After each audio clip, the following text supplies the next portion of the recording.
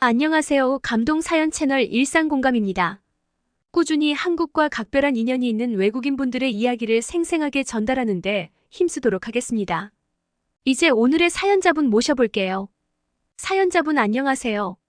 안녕하세요. 저는 한국에서 유학생활 중인 이레일라고 합니다. 저는 중국 유학생활을 거치고 한국으로 새롭게 유학을 넘어왔습니다. 그러한 과정 속에서 있었던 다양한 일화들에 대해 여러분께 전달드리고자 이렇게 일상의 인터뷰 신청하게 되었습니다. 유학을 하셨다가 왜 한국으로 오셨는지 궁금해지는군요. 이제부터 이레일님의 사연 소개 부탁드립니다. 저는 미국의 매사추세츠주에서 흔히들 말하는 재벌 3세로 태어나 자랐습니다. 할아버지는 젊을 적 돈이 될 것 같은 화학 사업을 시작하셨고 자수성가하여 부유한 재벌이 될 수 있었죠. 졸부가 아닌 이상 대다수의 재벌들은 노블리제, 오블리주를 실현시키기 위해 자식들의 교육도 교양 있고 타의 모범이 되게끔 올바르게 시킵니다. 아버지도 그렇게 교육받아서 CEO를 물려받았고 3세인 저 또한 그랬죠.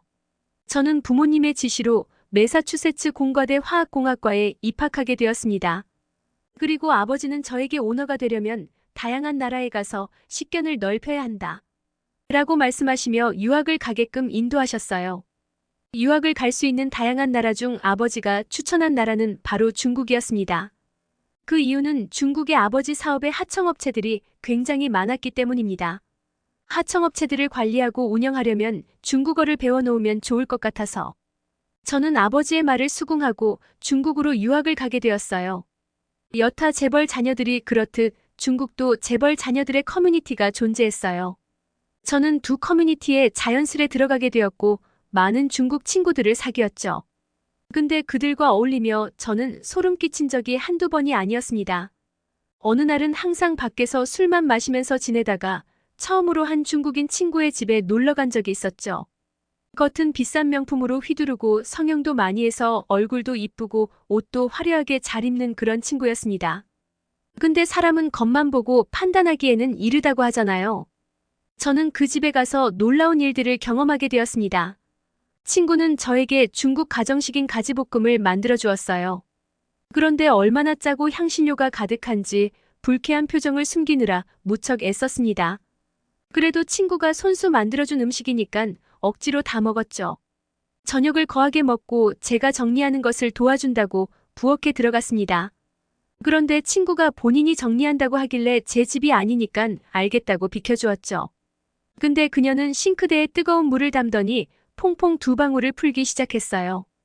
그리고 그녀는 다 먹은 그릇을 싱크대에 담그더니 몇 번 쓱쓱 휘저어 빼고 식기를 식기대에 올려놓는 것이 아니겠어요? 가지볶음이 되게 기름졌는데 그 기름기 누른 때가 그릇에 그대로 묻어있는 것입니다. 저는 너무나 충격받아서 그녀가 그러고 화장실로 간 사이 그 그릇을 식기대에서 다시 꺼내어 뽀득뽀득하게 기름때를 제거하고 있었어요. 그 순간 화장실에서 그녀가 나오더니 생난리를 치는 게 아니겠어요? 자기가 씻은 그릇이 더럽냐며 왜 그렇게 유난을 떠냐며 저를 향해 입에 담지도 못할 중국 욕을 섞어가면서 뱉더군요. 저는 너무 놀라서 미안하다며 닦던 그릇을 대충 물에 씻어서 식기를 제자리에 가져다 놓았습니다.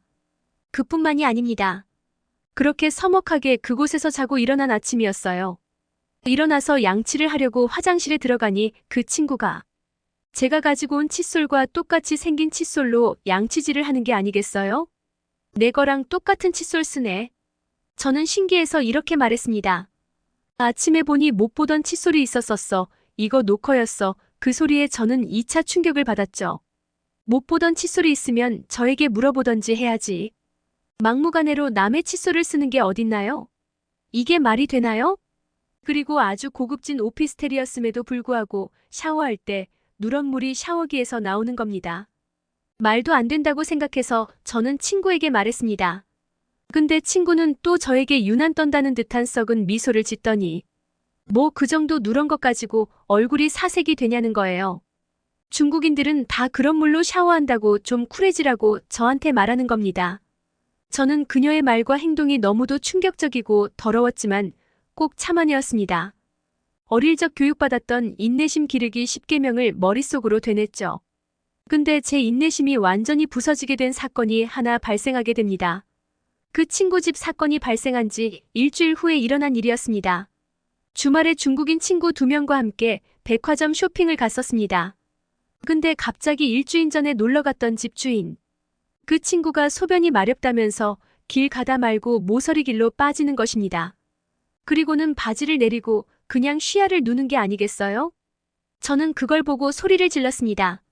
아무리 모서리 길이라고 했지만 사람이 지나가면 떡하니 다 보이는 길이었거든요.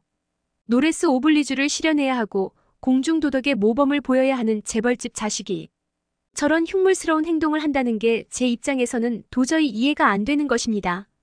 그때 제 인내심은 바닥까지 치달아서 떨어져서 그녀에게 화를 내기 시작했습니다.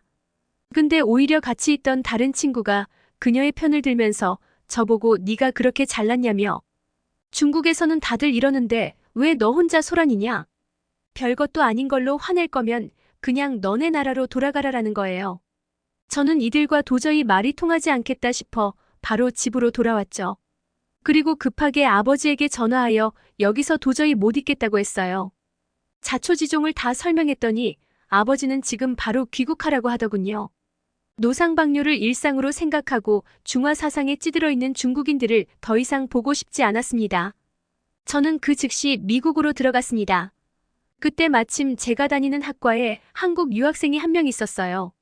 저는 착하고 사려 깊은 그 친구와 급속도로 친해졌습니다. 시간이 흘러 방학이 되었고 그녀가 방학에 한국으로 놀러 오라는 게 아니겠어요? 제 주변 친구들이 케이팝을 좋아해서 한국에 대해서 조금 알고는 있었거든요. 그래서 그 유학생 친구와 놀 겸 한국이 어떤 나라인지도 궁금해서 한국행 비행기를 타게 됐습니다. 처음 한국에 도착했는데 공항 화장실이 정말 깨끗했습니다. 중국인들과 다르게 한국인들은 볼일을 보고 손을 깨끗이 여러 번 씻더군요.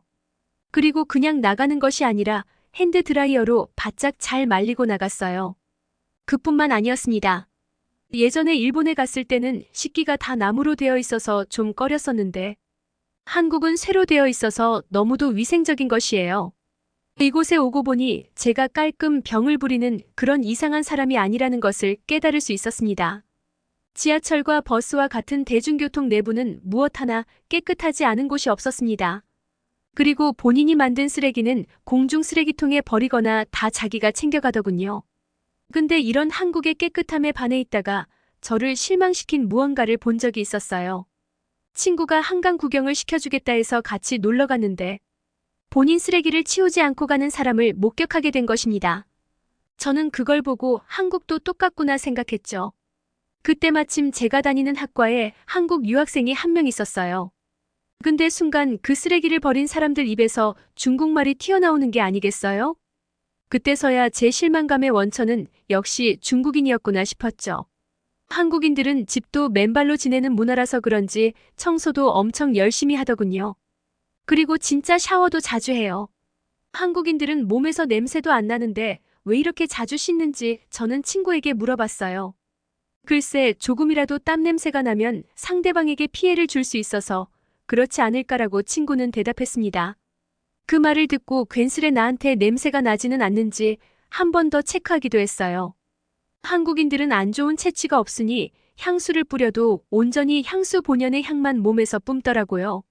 저는 화학공학과를 나와서 향수와 사람 몸의 체취의 화학적 상관관계에 대한 서적을 본 적이 있었어요. 그 서적에는 한국인의 체취는 리데립 유전자가 없어서 아시아 중에서도 단연 한국인에게서 땀 냄새가 안 나는 거라고 적혀 있더라고요.